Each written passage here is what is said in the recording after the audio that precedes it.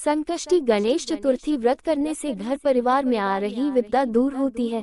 कई दिनों से रुके मांगलिक कार्य संपन्न होते हैं तथा भगवान श्री गणेश असीम सुखों की प्राप्ति कराते हैं। माह की किसी भी चतुर्थी के दिन भगवान श्री गणेश की पूजा के दौरान संकष्टी गणेश चतुर्थी व्रत की कथा पढ़ना अथवा सुनना जरूरी होता है। इससे संबंधित 4 कथाएं प्रचलित हैं। यहाँ पाठकों के लिए प्रस्तुत है श्री गणेश की 4 कथाएं। आइए आप भी पढ़ें। पहली कथा। पौराणिक एवं प्रचलित श्री गणेश कथा के अनुसार एक बार देवता कई विपदाओं में घिरे थे। तब वह मदद मांगने भगवान शिव के पास आए। उस समय शिव के साथ कार्तिकेय तथा गणेश जी भी बैठे थे। देवताओं की बात सुनकर शिव जी ने कार्तिकेय व गणेश जी से पूछा कि तुम में से कौन देवताओं के कष्टों का निवारण कर सकता है। तब कार्तिकेय व गणेश जी दोनों ने ही स्वयं को इस कार्य के लिए सक्षम बताया। इस पर भगवान शिव ने दोनों की परीक्षा लेते हुए कहा कि तुम दोनों में से जो सबसे पहले पृथ्वी की परिक्रमा करके आएगा वही देवताओं की मदद करने जाएगा। भगवान शिव के मुख से यह वचन सुनते ही कार्तिकेय अपने वाहन मोर पर बैठकर पृथ्वी की परिक्रमा के लिए निकल गए, परंतु गणेश जी सोच में पड़ गए कि वह चूहे के ऊपर चढ़कर सारी पृथ्वी की परिक्रमा करेंगे तो इस कार्य में उन्हें बहुत समय लग जाएगा। तभी उन्हें एक उपाय सूझा। गणेश अपने स्थान से उठे और अपने माता पिता की 7 बार परिक्रमा करके वापस बैठ गए। परिक्रमा करके लौटने पर कार्तिकेय स्वयं को विजेता बताने लगे। तब शिव जी ने श्री गणेश से पृथ्वी की परिक्रमा न करने का कारण पूछा। तब गणेश ने कहा, माता पिता के चरणों में ही समस्त लोक हैं। ये सुनकर भगवान शिव ने गणेश जी को देवताओं के संकट दूर करने की आज्ञा दी। इस प्रकार भगवान शिव ने गणेश जी को आशीर्वाद दिया कि चतुर्थी के दिन जो तुम्हारा पूजन करेगा और रात्रि में चंद्रमा को अर्घ्य देगा उसके तीनों ताप यानी दैहिक ताप, दैविक ताप तथा भौतिक ताप दूर होंगे। इस व्रत को करने से व्रतधारी के सभी तरह के दुख दूर होंगे और उसे जीवन के भौतिक सुखों की प्राप्ति होगी।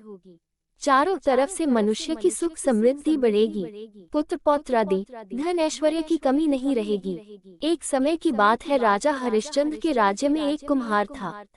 वह मिट्टी के बर्तन बनाता, लेकिन वे कच्चे रह जाते थे। एक पुजारी की सलाह पर उसने इस समस्या को दूर करने के लिए एक छोटे बालक को मिट्टी के बर्तनों के साथ हवा में डाल दिया। उस दिन संकष्टी चतुर्थी का दिन था। उस बच्चे की माँ अपने बेटे के लिए परेशान थी। उसने गणेश जी से बेटे की कुशलता की प्रार्थना की। दूसरे दिन जब कुम्हार ने सुबह उठकर देखा तो हवा में उसके बर्तन तो पक गए थे, लेकिन बच्चे का बाल बांका भी नहीं हुआ था। वह डर गया और राजा के दरबार में जाकर सारी घटना बताई। इसके बाद राजा ने उस बच्चे और उसकी मां को बुलवाया तो मां ने सभी तरह के विघ्न को दूर करने वाली संकष्टी चतुर्थी का वर्णन किया। इस घटना के बाद से महिलाएं संतान और परिवार के सौभाग्य के लिए संकट चौथ का व्रत करने लगी। तीसरी कथा। एक समय की बात है कि विष्णु भगवान का विवाह लक्ष्मी जी के साथ निश्चित हो गया।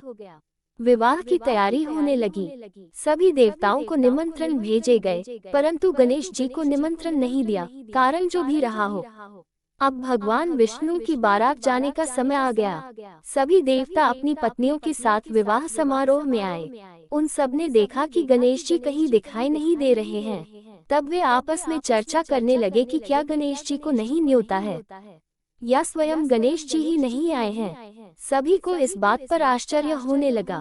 तभी सबने विचार किया कि विष्णु भगवान से ही इसका कारण पूछा जाए। विष्णु भगवान से पूछने पर उन्होंने कहा कि हमने गणेश जी के पिता भोलेनाथ महादेव को न्योता भेजा है। यदि गणेश जी अपने पिता के साथ आना चाहते तो आ जाते, अलग से न्योता देने की कोई आवश्यकता भी नहीं थी। दूसरी बात यह है कि उनको 1.25 मन मूंग, 1.25 मन चावल, 1.25 मन घी और 1.25 मन लड्डू का भोजन दिन भर में चाहिए। यदि गणेश जी नहीं आएंगे तो कोई बात नहीं, दूसरे के घर जाकर इतना सारा खाना पीना अच्छा भी नहीं लगता। इतनी वार्ता कर ही रहे थे कि किसी एक ने सुझाव दिया, यदि गणेश जी आ भी जाएं तो उनको द्वारपाल बनाकर बैठा देंगे कि आप घर की याद रखना। आप तो चूहे पर बैठकर धीरे धीरे चलोगे तो बारात से बहुत पीछे रह जाओगे। यह सुझाव भी सबको पसंद आ गया, तो विष्णु भगवान ने भी अपनी सहमति दे दी। होना क्या था कि इतने में गणेश जी वहां आ पहुंचे और उन्हें समझा बुझाकर घर की रखवाली करने बैठा दिया। बारात चल दी। तब नारद जी ने देखा कि गणेश जी तो दरवाजे पर ही बैठे हुए हैं, तो वे गणेश जी के पास गए और रुकने का कारण पूछा। गणेश जी कहने लगे कि विष्णु भगवान ने मेरा बहुत अपमान किया है। नारद जी ने कहा कि आप अपनी मूषक सेना को आगे भेज दें, तो वह रास्ता खोद देगी जिससे उनके वाहन धरती में धंस जाएंगे, तब आपको सम्मानपूर्वक बुलाना पड़ेगा। अब तो गणेश जी ने अपनी मूषक सेना जल्दी से आगे भेज दी और सेना ने जमीन पोली कर दी। जब बारात वहां से निकली तो रथों के पहिए धरती में धंस गए। लाख कोशिश करें परंतु पहिए नहीं निकले। सभी ने अपने अपने उपाय किए परंतु पहिए तो नहीं निकले, बल्कि जगह जगह से टूट गए। किसी की समझ में नहीं आ रहा था कि अब क्या किया जाए। तब तो नारद जी ने कहा, आप लोगों ने गणेश जी का अपमान करके अच्छा नहीं किया। यदि उन्हें मनाकर लाया जाए तो आपका कार्य सिद्ध हो सकता है और यह संकट टल सकता है। शंकर भगवान ने अपने दूत नंदी को भेजा और वे गणेश जी को लेकर आए। गणेश जी का आदर सम्मान के साथ पूजन किया। तब कहीं रथ के पहिए निकले। अब रथ के पहिए निकल को गए परंतु वे टूट फूट गए, तो उन्हें सुधारे कौन। पास के खेत में खाती काम कर रहा था, उसे बुलाया गया। खाती अपना कार्य करने के पहले श्री गणेशाय नमः कहकर गणेश जी की वंदना मन ही मन करने लगा। देखते ही देखते खाती ने सभी पहियों को ठीक कर दिया। तब खाती कहने लगा कि हे देवताओं, आपने सर्वप्रथम गणेश जी को नहीं मनाया होगा और न ही उनकी पूजन की होगी, इसीलिए तो आपके साथ यह संकट आया है। हम तो मूर्ख अज्ञानी हैं, फिर भी पहले गणेश जी को पूजते हैं, उनका ध्यान करते हैं। आप लोग तो देवतागण हैं, फिर भी आप गणेश जी को कैसे भूल गए। अब आप लोग भगवान श्री गणेश जी की जय बोलकर जाएं, तो आपके सब काम बन जाएंगे और कोई संकट भी नहीं आएगा। ऐसा कहते हुए बारात वहां से चल दी और विष्णु भगवान का लक्ष्मी जी के साथ विवाह संपन्न करा के सभी सकुशल घर लौट आए। हे गणेश जी महाराज, आपने विष्णु को जैसो कारज सारियो, ऐसो कारज सबको सिद्ध करजो। बोलो गजानन भगवान की जय। चौथी कथा। श्री गणेश चतुर्थी व्रत की पौराणिक कथा के अनुसार एक बार भगवान शिव तथा माता पार्वती नर्मदा नदी के किनारे बैठे थे। वहां माता पार्वती ने भगवान शिव से समय व्यतीत करने के लिए चौपड़ खेलने को कहा। शिव चौपड़ खेलने के लिए तैयार हो गए, परंतु इस खेल में हार जीत का फैसला कौन करेगा, ये प्रश्न उनके समक्ष उठा तो भगवान शिव ने कुछ तिनके एकत्रित कर उसका एक पुतला बनाकर उसकी प्राण प्रतिष्ठा कर दी और पुतले से कहा, बेटा, हम चौपड़ खेलना चाहते हैं, परंतु हमारी हार जीत का फैसला करने वाला कोई नहीं है, इसीलिए तुम बताना कि हम दोनों में से कौन हारा और कौन जीता। उसके बाद भगवान शिव और माता पार्वती का चौपड़ खेल शुरू हो गया। ये खेल 3 बार खेला गया और संयोग से तीनों बार माता पार्वती ही जीत गईं।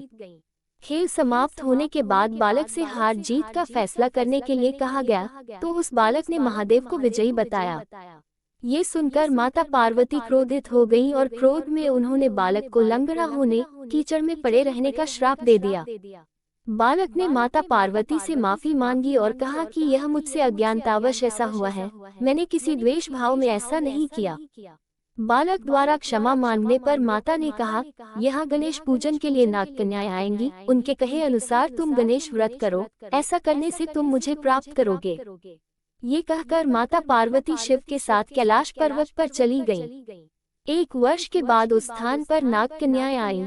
तब नाग कन्याओं से श्री गणेश के व्रत की विधि मालूम करने पर उस बालक ने 21 दिन लगातार गणेश जी का व्रत किया। उसकी श्रद्धा से गणेश जी प्रसन्न हुए। उन्होंने बालक को मनोवांछित फल मांगने के लिए कहा। उस पर उस बालक ने कहा, हे विनायक, मुझ में इतनी शक्ति दीजिए कि मैं अपने पैरों से चलकर अपने माता पिता के साथ कैलाश पर्वत पर पहुंच सकूं और वे ये देख प्रसन्न हों। तब बालक को वरदान देकर श्री गणेश अंतर्ध्यान हो गए। इसके बाद वह बालक कैलाश पर्वत पर पहुंच गया और कैलाश पर्वत पर पहुंचने की अपनी कथा उसने भगवान शिव को सुनाई। चौपड़ वाले दिन से माता पार्वती शिव जी से विमुख हो गई थी, अतः देवी के रुष्ट होने पर भगवान शिव ने भी बालक के बताए अनुसार 21 दिनों तक श्री गणेश का व्रत किया। इस व्रत के प्रभाव से माता पार्वती के मन से भगवान शिव के लिए जो नाराजगी थी वह समाप्त हो गई। तब यह व्रत विधि भगवान शंकर ने माता पार्वती को बताई। ये सुनकर माता पार्वती के मन में भी अपने पुत्र कार्तिकेय से मिलने की इच्छा जागृत हुई। तब माता पार्वती ने भी 21 दिन तक श्री गणेश का व्रत किया तथा दूर्वा, फूल और लड्डुओं से गणेश जी का पूजन अर्चन किया। व्रत के 21वें दिन कार्तिकेय स्वयं माता पार्वती जी से आ मिले। उस दिन से श्री गणेश चतुर्थी का ये व्रत समस्त मनोकामनाओं की पूर्ति करने वाला व्रत माना जाता है। इस व्रत को करने से मनुष्य के सारे कष्ट दूर होकर मनुष्य को समस्त सुख सुविधाएं प्राप्त होती हैं।